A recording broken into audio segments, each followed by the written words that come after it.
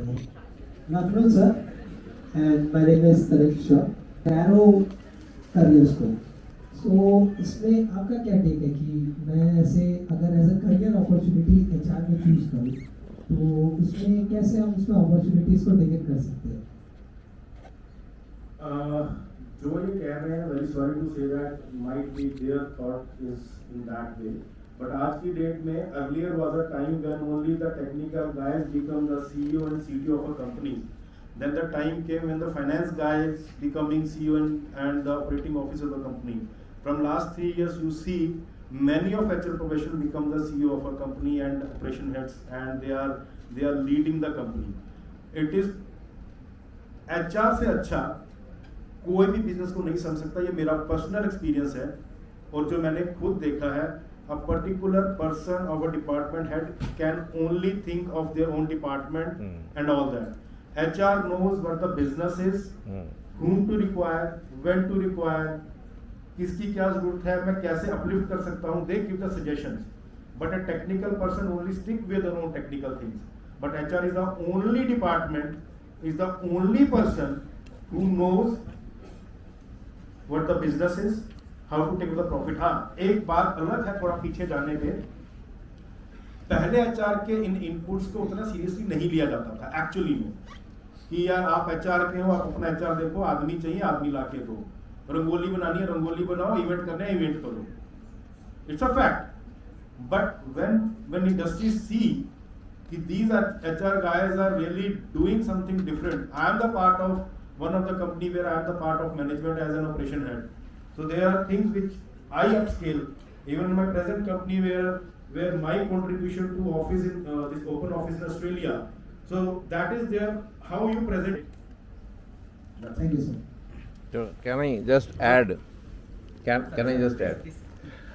Yes, rightly he has emphasized, but I wanted to come to you. How do you feel about that?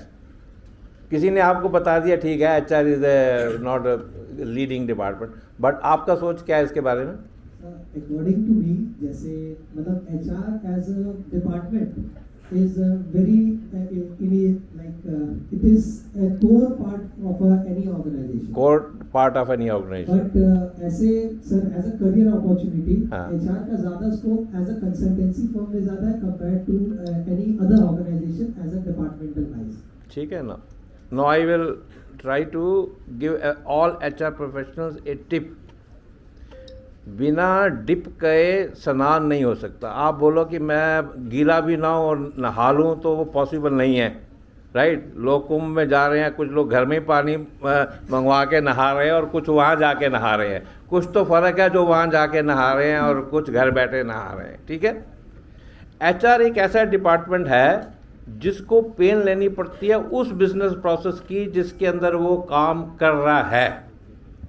जो engineer है वो क्यों demand में है कि वो उस एक मशीन को चलाने में उसकी महारत है और वो उसके लिए रिक्वायरमेंट है, राइट. अब ये रहा कि उस मशीन को चलाने वाला कौन है, वो एक इंजीनियर है, राइट. अगर आप ह्यूमन बॉडी को भी एक मशीन समझोगे तो उस मशीन के इंजीनियर HR है. अब आप सोचिए किसी कंपनी में अगर 10 मशीनें लगी हैं और उसको 100 आदमी चला रहे हैं तो उस कंपनी में कितनी मशीनें हैं? 10 मशीनें और 100 आदमी चला रहे हैं. कितनी मशीनें हैं? 110 मशीनें हैं. 100 आदमी चला रहे हैं, 100 मशीनें हैं. अगर उस 10 मशीनों में ब्रेकडाउन होगा तो 100 मशीनें ह्यूमन बींग्स हैं, उनमें भी ब्रेकडाउन है. उस ब्रेकडाउन को मेंटेनेंस करने के लिए HR डिपार्टमेंट है. वो तब है कामयाब जब आप उसको मशीन की सारी इंटीग्रिटीज़ को समझ लेंगे, उसको कैसे मैनेजमेंट करना है, उनको स्ट्रेस नहीं होने देना है, उनको फटीक नहीं होने देनी है, उनकी वेलबींग होनी, वो HR डिपार्टमेंट है. So that is important. You must take that when you go to the market, right. Thank you. Sir इसमें ऐड करूंगा थोड़ा सा और ऐड करूंगा. HR into companies is more profitable than the HR consultancy because you learn the business operations over there but not into the consultancy. वहाँ पे सिर्फ एक specific set format है, वहीं पे रहना है. But into companies where you start from HR executive, become the head HR, CHRO, and then become the business operations. So that is what you learn the business basically. That's it. Thank you sir. Clap for him. First gift. Another question? आ जाओ भाई second gift ले लो.